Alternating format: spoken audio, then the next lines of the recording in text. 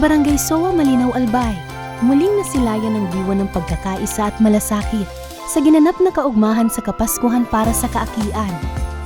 Isang espesyal na pagdiriwang na naglalayong maghatid ng saya at pag-asa mula sa Ako Bicol Party List.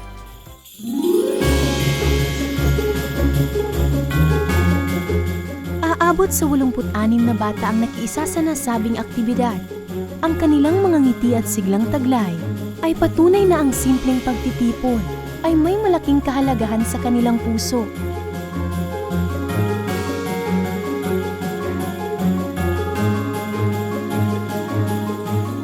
Iba't ibang palaro ang inihanda sa kanila ng Ako Bicol Party List at makikita sa kanilang mga muka ang walang katumbas na kasiyahan.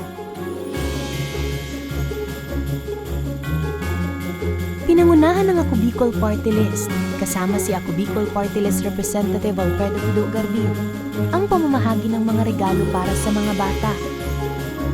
Nagpaabot din ito ng mensahe ng pasasalamat, inspirasyon at pag-asa. Para yan sa mga kaakian.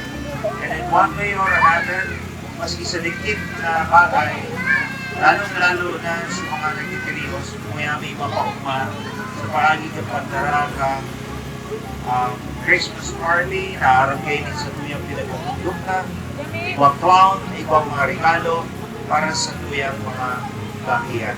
But as you know, Ako Bicol Party List, 15 years ago, 15 taon ang nakalipas sa padagos na pagre-representar sa Kongreso, down ang mga programa sa edukasyon, sa salud, kalusugan, infrastruktura, kabuhayan or life trainings and programs.